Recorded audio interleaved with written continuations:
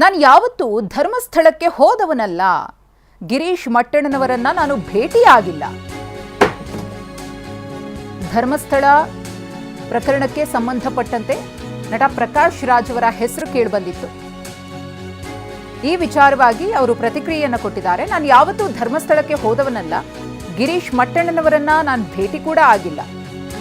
ಚಿನ್ನಯ್ಯನ ಹೇಳಿಕೆಯನ್ನು ನಾನು ಗಮನಿಸಿದೆ. ಕೂಡಲೇ ಸರ್ಕಾರದ ಗಮನಕ್ಕೆ ನಾನು ತಂದಿದ್ದೇನೆ. ಎಸ್ಐಟಿ ರಚಿಸಿ ದಕ್ಷ ಅಧಿಕಾರಿಯನ್ನ ಹಾಕುವಂತೆ ಮನವಿ ಮಾಡಿದ್ದೆ. ಅದರಂತೆ ಸರ್ಕಾರ ಎಸ್ಐಟಿಯನ್ನು ರಚಿಸಿ ಅಧಿಕಾರಿಯನ್ನ ನೇಮಿಸಿತ್ತು. ಆದರೆ ಈಗ ಪ್ರಕಾಶ್ ರಾಜ್ ಅವರ ಹೆಸರು ಕೂಡ ಕೇಳಿಬಂದಿತ್ತು. ಅವರೇನೋ ಕರೆ ಮಾಡಿದ್ರು, ಅವ್ರು ಹೇಳಿದಂತೆ ಕೇಳು ಅಂತ ಹೇಳಿ ಇನ್ಸ್ಟ್ರಕ್ಷನ್ಸ್ ಕೊಟ್ಟರು ಅಂತ ಹೇಳಿ ಆ ಆರೋಪದ ಬಗ್ಗೆ ಪ್ರತಿಕ್ರಿಯೆ. ಧರ್ಮಸ್ಥಳ ಪ್ರಕರಣದ ಹಿನ್ನೆಲೆಯನ್ನು ನಾವು ನೋಡುವಾಗ ಅದು ನಡೀತಿತ್ತು. ನೀವು ಪ್ರಕಾಶ್ ರೈ ಸೋಷಿಯಲ್ ಮೀಡಿಯಾದಲ್ಲಿ ಧರ್ಮಸ್ಥಳದ ಬಗ್ಗೆ ಯಾವಾಗ ಮಾತಾಡಿದ್ದಾರೆ? ಯಾವತ್ತೂ ನಾನು ಧರ್ಮಸ್ಥಳಕ್ಕೆ ಹೋದವನಲ್ಲ. ಗಣೇಶ್ ಮಟ್ಟಣ್ಣನವರು ಇವ್ರನ್ನ ಯಾರನ್ನೂ ಭೇಟಿ ಮಾಡಿದವನು ಅಲ್ಲ ನಾನು.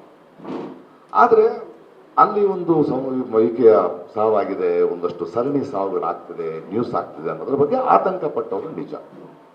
ದಿಢೀರಂತ ನಮಗೆಲ್ಲ ಗೊತ್ತಿರೋ ಹಾಗೆ ಒಬ್ಬನು ಬಂದು ಮಂಡ್ಯದಿಂದ ಒಬ್ಬನು ಬಂದಿದ್ದಾನಂತೆ, ಅವನು ಅಲ್ಲಿ ಕೆಲಸ ಮಾಡ್ತಿದ್ದಂತೆ, ಅವನು ಹೆಣಗಳನ್ನು ಹೂತು ಹಾಕಿದಾನೆ ಅಂದ ತಕ್ಷಣ ಎಲ್ಲ ಭಕ್ತರು ಎಲ್ರಿಗೂ ಡಿಸ್ಟರ್ಬ್ ಆಗಿದ್ದಾರೆ. ನನ್ನಂತವ್ರು ಡಿಸ್ಟರ್ಬ್. ನಾನು ಸ್ವಲ್ಪ ಸೋಷಿಯಲ್ ಆಕ್ಟಿವಿಸ್ಟ್. ಏನಿದು ಹಿಂಗಾಗ್ತಿದೆ ಅಂದಾಗ ನನಗೆ ನೆನಪಿರುವ ಹಾಗೆ ಮತ್ತು ನಿಮ್ಮ ದಾಖಲೆ ಇರುವಾಗ ಇಮಿಡಿಯೇಟ್ ಆಗಿ ಸರ್ಕಾರಕ್ಕೆ ಒತ್ತಾಯ ಮಾಡ್ತೀವಿ. ನೋಡಿ, ಅನವಸರವಾಗಿ ಯಾರೋ ಮಾಡಿದ್ದಾರೆ ಅಂತ ಕೆಲವರು ಶುರು ಮಾಡ್ಕೊಂಡಿದ್ದಾರೆ, ಅದಲ್ಲ ಇಂಪಾರ್ಟೆಂಟು. ಇದು ನಡೆದಿರೋದು ನಿಜ.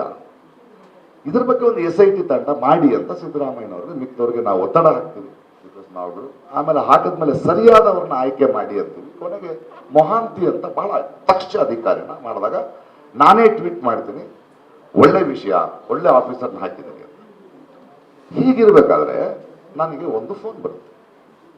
ಮೊಹಾಂತಿ ಅವರು ಇನ್ನೂ ಈ ಚಿನ್ನಯ್ಯನ್ನ ಭೇಟಿ ಮಾಡಿಲ್ಲ, ಅವರು ಚಾರ್ಜ್ ತಗೊಂಡಿದ್ದಾರೆ. ನನಗೆ ಒಂದು ಬರುತ್ತೆ, ಗಿರೀಶ್ ಮಟ್ಟಣ್ಣನವರಿಂದ ಫೋನ್ ಬರುತ್ತೆ. ಫೋನ್ ಎತ್ತೀನಿ, ಯಾಕಂದ್ರೆ ನನ್ನ ಫೋನು ಬಹಳ ಕಾರಣಗಳಿಗೆ ಬಹಳ ವಿಷಯಗಳಿಗೆ ಕರೀತಾರೆ. ರೈತ ಹೋರಾಟ ಕರೀತಾರೆ. ಏನು ಇಲ್ಲ, ಮಾಸ್ಕ್ ಒಬ್ಬ ವ್ಯಕ್ತಿ ಇದಾನಲ್ಲ, ಮಾಸ್ಕ್ ಅವಾಗಿನ ಮಾಸ್ಕ್ ಇಲ್ಲ, ಒಬ್ಬ ವ್ಯಕ್ತಿ ಇದಾನಲ್ಲ, ಅವ್ನು ನನ್ನ ಜೊತೆ ಇದ್ದಾನೆ, ನಿಮ್ಮ ಜೊತೆ. ಧರ್ಮಸ್ಥಳ ಪ್ರಕರಣದ ಹಿನ್ನೆಲೆಯನ್ನು ನಾವು ನೋಡುವಾಗ